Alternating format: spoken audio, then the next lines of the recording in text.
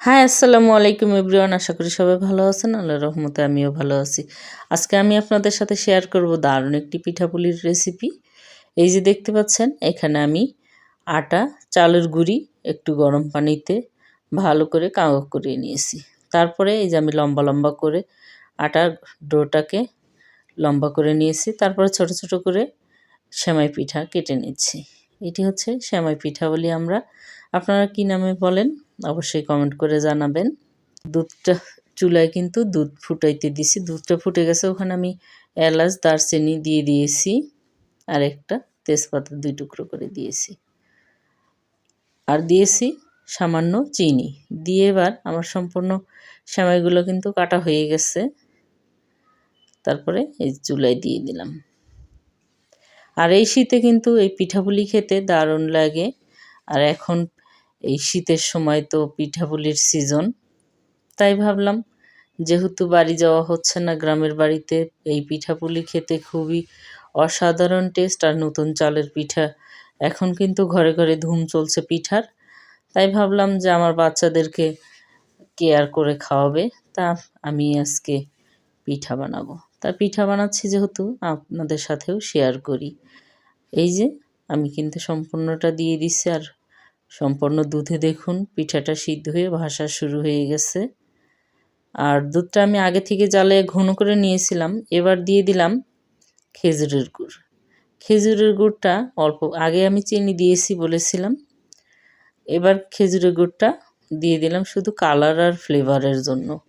এই সিজনে, শীতের সিজনে খেজুরের গুড়ের পিঠা তো অসাধারণ টেস্ট, তাই আমি চিনির সাথে একটু খেজুরের গুঁড়ো মিশিয়ে দিলাম। এই যে দেখুন হয়ে গেছে কিন্তু আমার পিঠার রেসিপির এক অংশ। আরও কী কী পিঠা বানাচ্ছি পুরো ভিডিওটি দেখতে থাকুন। আমি কিভাবে খুব সহজে বাসায় এই পিঠা তৈরি করছি, আপনারাও অবশ্যই চাইলে এইভাবে তৈরি করে খেতে পারেন। এই যে হয়ে গেছে একটা আমার সেমাই পিঠা। কে কোথা থেকে আমার এই ভিডিওটি দেখছেন অবশ্যই কমেন্ট করে জানাবেন। ভিডিওটি ভালো লাগলে লাইক শেয়ার কমেন্ট করে আমার পাশে থাকবেন। ইউটিউব থেকে দেখলে সাবস্ক্রাইব করবেন এবং পেজ থেকে দেখলে ফলো দিয়ে আমার পাশে থাকবেন, যাতে আমার পরবর্তীতে এমন সুন্দর নতুন নতুন মজার খাবারের ভিডিওর নোটিফিকেশন আপনার মোবাইলে আসে। এই যে আমি বাকি আটার ডোটা দিয়ে এইখানে পুলি পিঠা বানিয়ে নিচ্ছি। পুলি পিঠাটার এই ইটা আমি হচ্ছে অনলাইন থেকে নিয়ে এসেছিলাম। এটাকে কি বলে, মোমো মেকার। এইটা আমি অনলাইন থেকে নিয়ে এসেছিলাম। তা ভাবলাম যে হাতেও করা যায়, হাতেও করতে পারি। তা আমি ভাবলাম যে যেহেতু এটা আমি কিনেছি, তাই এটা দিয়ে আগে ট্রাই করি, আর আপনাদের সাথে এই নতুন এটাও শেয়ার করি। দেখুন খুব সহজে কিন্তু দারুণ পিঠা হয়ে গেছে। এই যে আমি কতগুলো পিঠা বানিয়ে নিয়েছি। আমি কিন্তু এভাবে হাতেও করি, তাই ভাবলাম যেহেতু এত সহজেই করা যায়, তাহলে এটা দিয়েই করে দেখাই। একটু করে আটা সুন্দর করে ডো করে গোল করে নিয়ে ওখানে চাপ দিলেই সুন্দর লুচির মতো গোল হয়ে যাচ্ছে রুটি। আর মাঝখানে এই যে পুরটা কিন্তু আমি আগে থেকে সুন্দর করে নারকেল দিয়ে দুধ দিয়ে আগে ক্ষীর তৈরি করে নিছি। এখন হচ্ছে মাঝখানে দিয়েই শুধু আটা, ওই চালের গুঁড়ির ডোটা বল করে ওখানে চাপ দিলে রুটি হয়ে যাচ্ছে। তারপরে এখানে দিলেই দেখুন কি সুন্দর পিঠা হয়ে যাচ্ছে খুব সহজে। যারা নতুন পিঠা বানাতে পারেন না, তারা কিন্তু এইভাবে করতে পারেন।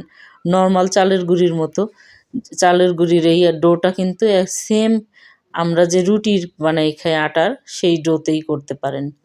এই যে এটাতেও আমি সেমভাবেই দুধটা আগে ফুটাইতে দিয়েছি ঘন করতে, তার মধ্যে দিয়ে দিয়েছি গুড়।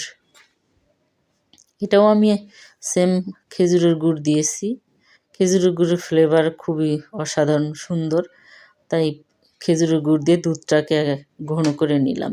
এখন আমি একে একে সম্পূর্ণ পিঠাগুলো দিয়ে দিব।